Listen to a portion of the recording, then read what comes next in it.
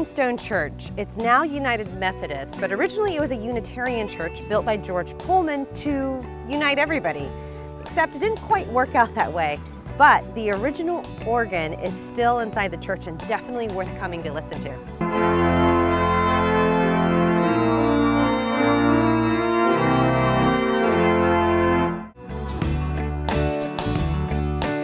What I've noticed, Dana, is just by being here and visiting and talking to people, it pretty much is like everybody that lives in Pullman really is invested in the history of Pullman.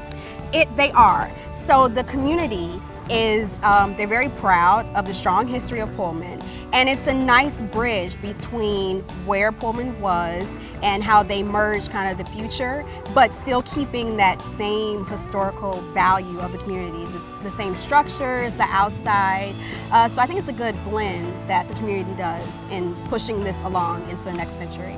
It's good for younger people starting off with single family homes because they're affordable townhouses in a great community. As well as you have older people that are looking to settle down, still be in the city of Chicago, but kind of live more of a community, not so much of a hustle bustle of a neighborhood, tucked away. So yeah, I think Pullman's pretty diverse. The Pullman Cafe, this is absolutely adorable place. How did you guys come up with this concept and how did you end up here? So I'm originally from Los Angeles, California. My aunt got me a job at a law firm here in downtown Chicago. Right when I came down the neighborhood, I thought these houses were a couple $1 million because I was still used to LA prices. And it turned out it was very affordable. I fell in love with the architecture, the history, ended up buying a house down here, and the first thing I said is, where do we get a cup of coffee? They said, you know, we have a diner and McDonald's, and being from LA and living on the north side, I thought we needed something a little bit more as a cafe, lounge type area. And in the meantime, I started doing art within the neighborhood. Okay. So instead of me just painting stuff by myself, one neighbor asked me to paint their garage, and instead of painting it by myself, I asked them to be a part of the process. And being an artist, this is definitely a place that can inspire you to do creative things. And it feels like you've really become part of the neighborhood. Yes, I think this community has a lot of characters, and I'm one of the characters that kind of fit in this community, and we just mesh well with each other. One thing you'll love about this neighborhood, everybody knows your name. One thing that'll irritate you is everybody knows your name. So the best way to describe Pullman is like living with 30 brothers and sisters. Some of them you get along with very well, some of them you never see, some of them you don't want to be home when they're home, but Right. At the end of the day, we love each other and we're one big family. So at its peak, there were 1,700 company-owned homes in Pullman and 20,000 employees living in the neighborhood around the early 1880s.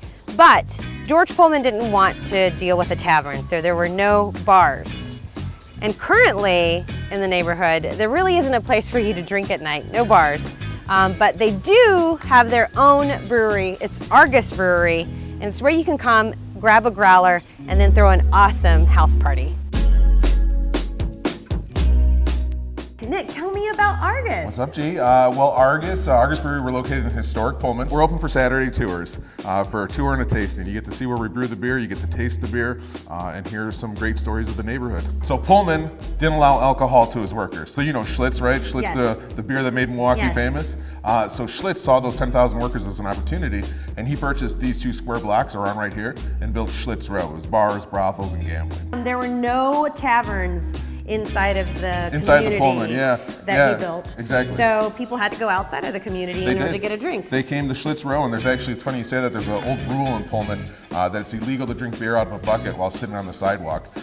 So the Pullman workers, they come here and literally get a bucket of beer, take it back, and I guess it became an issue. They had to So make it a rule. was kind of like a growler, right? So Well, it was a wooden bucket, and the wooden bucket was actually lined with lard to keep the head down and keep it cool. So yeah, we've been planning a historical reenactment tour of the wooden lard-filled bucket drinking. And you said this was the stables. This is the former Schlitz horse stables. Okay, so these are the horses that would deliver the beers. Correct. They were beer wagons. Yeah, well, just like the milkman and the ice cream man, they had the beer delivery man, and he was probably serving beer out of buckets, you know. That is awesome. And there's a really cool elevator here. Yeah, it's actually a horse-powered elevator. 2 horses would walk down the alley, and that's what would lift the elevator up and down. And tell me about the vibe here in Pullman. Sesame Street. It's a neighborhood full of characters, and I'm guessing it's you're great. one of them. You know, we all are. Everybody kind of knows everybody. Absolutely. Everybody knows everybody. Okay, and then not a lot to do at nighttime though. Yeah, but you know, instead of going out to bars, people have backyard parties more often. Cheers. To find all of these places we highlighted in today's video, head to the Chicago Sun-Times website. See you next time on The Grid.